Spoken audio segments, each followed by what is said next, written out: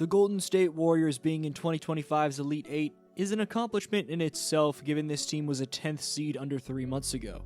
Sophomore GM wizard Mike Dunleavy's dazzling deal for Jimmy Buckets changed everything in a year that's featured 3 different timelines all in one. They started 12-3, they lost Melton and went through an extremely rough stretch, then of course dealt Wiggins for Jimmy. Even after beating the second-seeded Rockets as the 7th seed, the Warriors can't relax as they face another team that just upset a top seed in the Minnesota Timberwolves. While the Warriors and Rockets have a long history of playoff series matchups, as the Warriors have owned the Rockets in 5 consecutive series, the Warriors and Timberwolves will start their first ever series against each other on Tuesday night. Anthony Edwards took out Kevin Durant and Nikola Jokic in 2024, and he's so far taken out LeBron James and Luka Doncic in 2025. Stephen Curry's his next target, but Wardell and the Dubs aren't about to go down without a fight. With Moody's point of attack defense needed, it's critical Steve Kerr goes back to the starting lineup of Curry, Pods, Butler, Moody, and Dre, as Moses is likely going to be tasked with being Anthony Edwards' primary defender. With Butler's strength and low center of gravity, you'll likely see Jimmy get thrown onto Julius Randle, while of course Draymond will be tasked with defending his old friend Rudy Gobert. Brandon Pajemski or Stephen Curry will be matched up with Jaden McDaniels, and while both Pods and Curry are undersized for this matchup, they were outstanding defensively in the Rockets series. Regardless, as he said back in 2023, Ant-Man wants the Warriors. What are you looking forward to most of this upcoming season? Definitely going back to the playoffs and going further in the playoffs to go versus the Warriors. I want to play the Warriors. I want to get to the Warriors. Wherever they at, I want to get to them. Got you. Why the Warriors so much? I mean, because Draymond talks so much trash. That's pretty much the only reason. Meanwhile, here was Steph on facing Ant-Man. We watched a little bit of their first round series. He's playing with supreme confidence. We know, they had their run last year, and they're a new look with Randall, but same Ant who's trying to take strides with every opportunity he gets, and it's going to be a tough challenge. We know you're gonna have to send multiple bodies at him and figure out a game plan to go at him, but. Yeah, they're hot right now. They've been playing some great basketball the last couple of months, and we're excited that we have an opportunity to have some more basketball to play too. Speaking to how historically versatile of a duo that Curry and Green are in terms of their abilities to produce in multiple aspects of the game, Steph and Draymond became the first pair of teammates in NBA history with 10, 5, and 5 to go along with 2 blocks each in the same Game 7.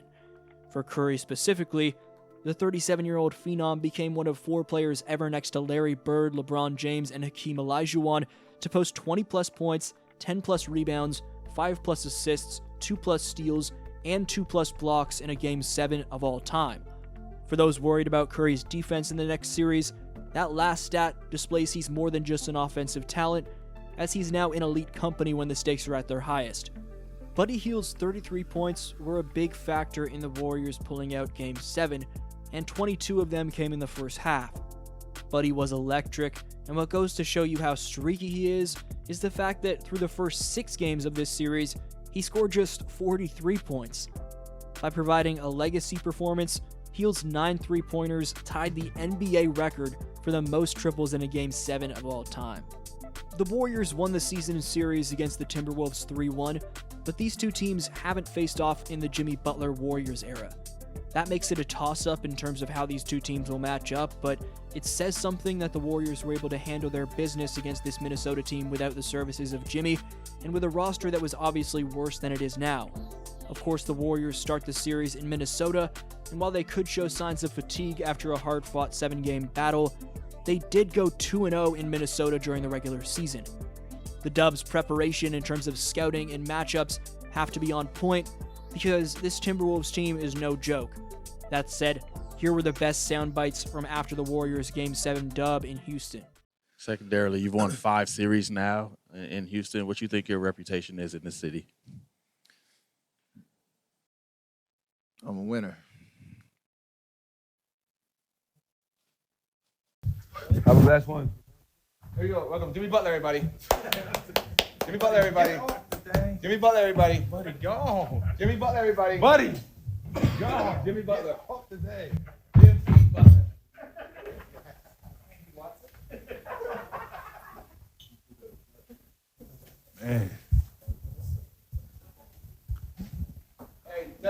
Buddy.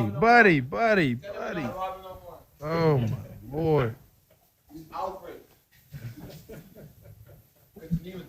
Can you please? Well, I guess what can you say about Buddy's performance tonight? Buddy gets paid a lot of money to play at a high level. Buddy was Buddy tonight. Good for you, Buddy. Buttered. You and Steph late in the game, there's been some hostility with the Houston crowd. Do you guys enjoy playing in this arena and winning in this city? It's always fun winning in the city and winning in this arena. So Fred had made a comment earlier in the series, said this ain't that team. It's that organization, though. And we like coming to this city and playing in these situations. It's been good to us. And also, I think what you saw from us is, like, this stuff is hard, man. He told me the other day, he said, I got a question, and they were saying, like, yo, this is tougher than it used to be. It's like, man, no, it ain't. It's always been hard. And we know how hard it is. It just looked easy, but it's always been hard. And so just, to get over that first hump, you feel good about it, enjoy it, appreciate it tonight, and move on from it tomorrow. I'll focus on Minnesota come after midnight, but I'm worried about how I'm going to get my coffee machine to Minnesota and how I'm going to get my kids there. It was, I can only speak for myself in the way that that was one of the toughest defenses I think I've ever faced in the sense of the physicality that was allowed early in the series, and then their commitment to just trying to take away all the patterns that we usually thrive off of and guard me at half court at times. It was wild, but just staying patient, but still being aggressive. People I trust them most had, we had some heart-to-hearts after last game. My wife, one of my closest friends, Travis, my barber is one of my closest friends, Coach Izzo, and I pouted way too much last game. So I spent the last 2 days embarrassed, just at what I gave to the game, what I gave to the world. I was embarrassed. And so I've been dying since the last game ended to get out on the floor and prove who I am. One thing about this league, you're never done proving who you are until you're done, completely finished. And so I wanted to come out and prove again just who I am, with poise, but with the same fire, same tenacity, but poise. And I think I delivered that and gave our guys something to follow. What I gave them last game to follow, they followed it. And that's why we got bullied. But I think I gave them something different to follow today. And that was the message, that was the goal. We got it done. When you talk about feeling embarrassed the past couple of days leading into tonight, how do you use that as fuel, and how do you, in what ways do you channel that feeling onto the court? Well, I had to channel it in a different way because that could lead you to, come out and I want it so bad. I actually went the opposite way. I listened to all slow music the last couple of days, just kind of calm myself down, went to the spa, meditate, because I know I can ratchet my intensity up. I know I'm going to meet the intensity level, but I felt like I was going too far. I listened to Checkout Time on the way to the game the other day, and that was the exact mindset I had going into that game. So wanted to change it up a little bit today.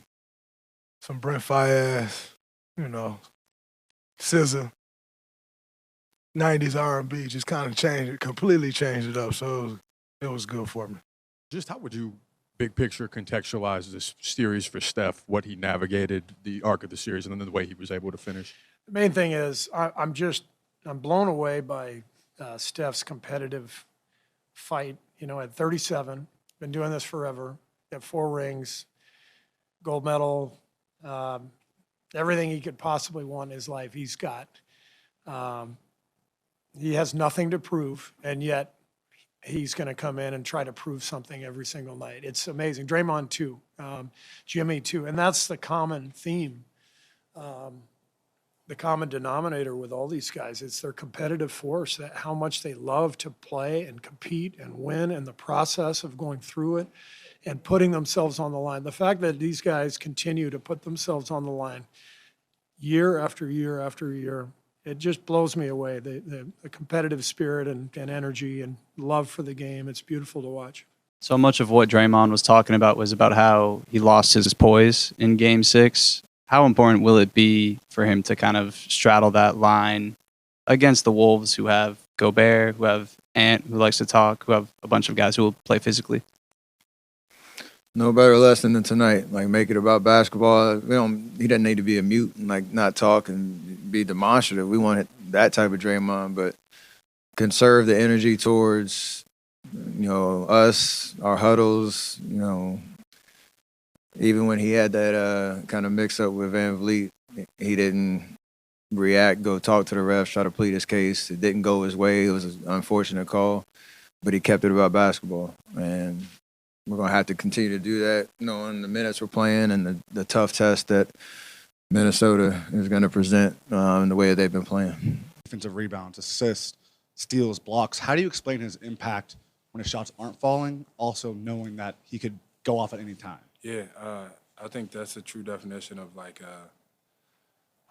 I don't even know what you call it. The best player, one of the greatest, is that they impact the game in more than just scoring or shooting. So to be able to guard, to be able to rebound, to find guys when they're open, it's a hard job for him because he always got three people that's on him, and he's always making the right play over and over and over again. But we needed it, and then when it was time for him to make some shots, we needed it, and he came through. You having a time to stop. Great job by everybody on the team except Buddy. Is Buddy included tonight? No, 33 points. I plead the fifth. Steph and Clay over the years have talked about what it's like to be in the zone where it feels like the basket's enormous and everything's going in. What does it feel like for you tonight when you get hot like that? Yeah. And unrelated, what did Jimmy say to you after the game? It was being in the zone is very spiritual, just you and that rim and the net and the ball, and you just figuring it out. And sometimes you put anything up and it just goes in, but just being at peace with your game. No, Jimmy didn't say nothing to me yet. I'm not gonna get on Jimmy yet. I'm gonna keep it calm. But today I had to fill this role in for them in the first half.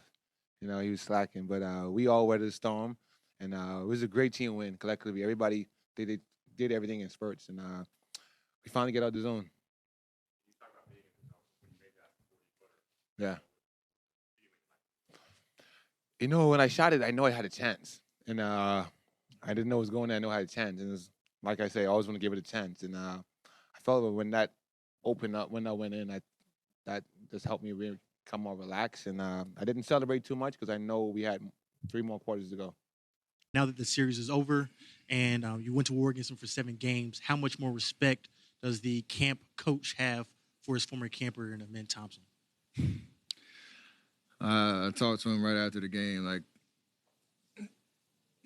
you kind of saw him develop in front of everybody's eyes. I know people who watch the Rockets play, night in, night out for the last 2 years have seen the potential, seen the raw athleticism, the hunger, and he's a dog. He showed all 7 games. And he's going to be a problem for sure. He's going to try to develop his game, especially offensively. But defensively, he's a freak athlete, and I think he loves the challenge and loves to be in the fight. So, yeah, he was tough all series, and it's kind of crazy that the old man, got it done, though. Steve, you've been through so much with Steph and Draymond. This was their 6th Game 7 together. What can you say about the tone that Draymond set on Şengün, and obviously the way that Steph was able to close it out? Draymond set the tone last night at the team meeting. Basically, he owned up to losing his poise in Game 6, and I agreed with him. I thought the flagrant foul 4 minutes into the game was a tone setter, and he knew it, and so he talked to the group last night and said, I got to be poised and I have to be better, and we're going to come in here tomorrow and get it done. And I think his emotional stability tonight, just his poise from the start. I thought it set a great tone. Draymond, Steve said that you set the tone last night at the team dinner with that speech. What goes into deciding to give that speech, and what was the reception from the rest of your teammates? Well, I think what goes into it is really deciding who's going to give a speech. Obviously, I always try to defer to Steph, defer to Jimmy, and they wanted me to speak. But I had a lot to say. And like I said, most importantly was calling myself out. You know, you can't go into a game 7 expecting guys to rally off the game we had before and not address it. And so I wanted to address that, number one. But then secondly, tell everybody else what we needed, which was a togetherness like no other. And our huddles together, trusting in each other and believing. And so thought it was much needed. But as much as I think this team needed it, I feel like I needed it for myself even more. Because you got to be accountable. You can't be a leader and not be accountable. And you call other guys out. When their shit stinks, then you better say when yours does too. And that's what I tried to make a point in doing. That's championship resolve right there. That was an incredible performance. I mean, game plan discipline to a T, 48 minutes, toughness, grit. That's why you guys have hung banners, and you new guys, you're learning from these guys. Let's keep this thing rolling.